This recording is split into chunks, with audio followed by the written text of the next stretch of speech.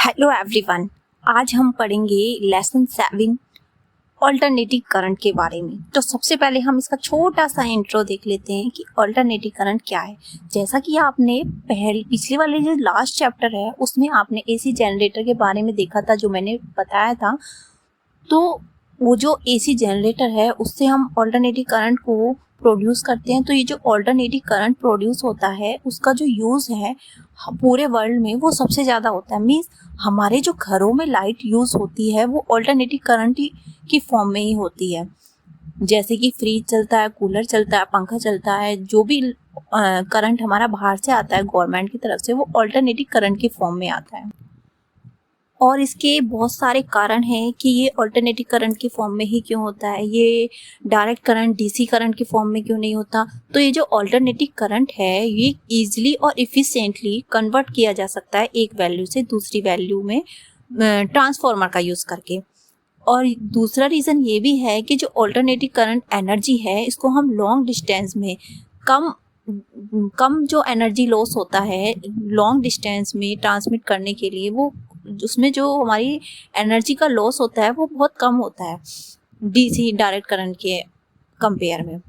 तो जो हमारा इस चैप्टर में हम करेंगे वो ऑल्टरनेटिव करंट के बारे में देखेंगे, कुछ ऑल्टरनेटिव करंट की डिवाइस के बारे में भी देखेंगे जैसे एसी सर्किट, और कैसे ये वर्क करता है ऑल्टरनेटिव करंट की डेफिनेशन देखेंगे।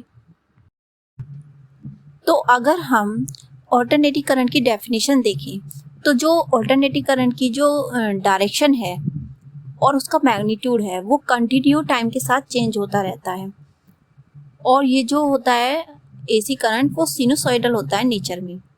और ऑल्टरनेटिव करंट को हम ऐसे भी डिफाइन कर सकते हैं, मीन्स डेफिनेशन उसकी ऐसे हो सकती है, alternative current can be defined as a current जिसका मैग्नीट्यूड और डायरेक्शन टाइम के साथ चेंज होती है और अटेन करता है हर टाइम में सेम मैग्नीट्यूड और direction after a definite time interval.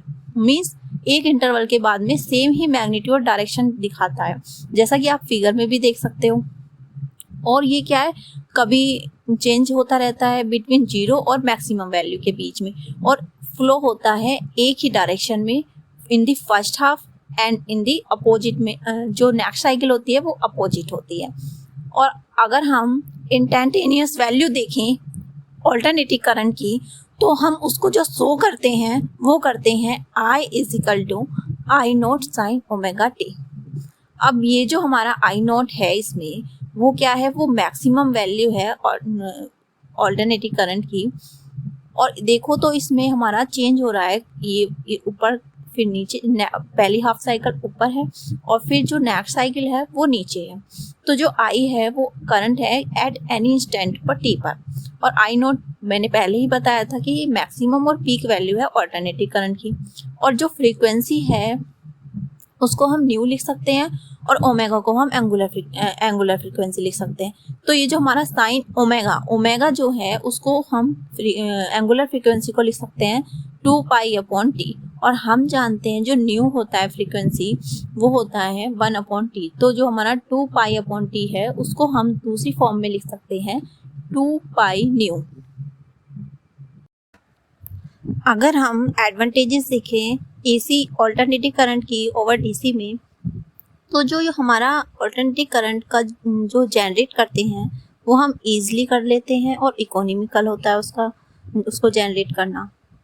और जो हमारा ऑल्टरनेटिव करंट है उसको हम ईजिली कन्वर्ट भी कर सकते हैं डीसी में रेक्टिफायर का यूज़ करके। और जो हमारा ऑल्टरनेटिव करंट है उसमें जो अगर हम लॉन्ग डिस्टेंस में ट्रांसमिट कर रहे हैं ऑल्टरनेटिव करंट को, तो जो हमारा एनर्जी लॉस होगा वो बहुत मिनिमम होगा। और हम डायरेक्ट करंट का भी बहुत चीज़ों में यूज़ करते हैं। तो डायरेक्ट करंट का क्या, डायरेक्ट करंट में के अकॉर्डिंग अगर ऑल्टरनेटिव करंट का देखें तो ऑल्टरनेटिव करंट के हमारे डिसएडवांटेजेस क्या होंगे। तो जो ऑल्टरनेटिव करंट का शॉक होता है वो अट्रैक्टिव होता है, मतलब अगर उसको हम टच करेंगे तो वो अपनी तरफ खींचता है। और जबकि जो हमारा डायरेक्ट करंट का शॉक लगता है वो रिपल्सिव होता है, वो दूर फेंकता है। क्योंकि जो 220 वो ऑल्टरनेटिव करंट होता है वो ज़्यादा डेंजरस होता है 220 डायरेक्ट करंट से।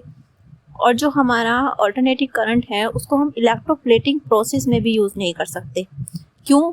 क्योंकि जो हमारा इलेक्ट्रोप्लेटिक प्रोसेस है उसमें हमें नीड होती है कांस्टेंट करंट की और कांस्टेंट पोलैरिटी की, जबकि जो अल्टरनेटिव करंट में उसकी पोलैरिटी तो हमारी चेंज होती रहती है, डायरेक्शन भी चेंज होती रहती है।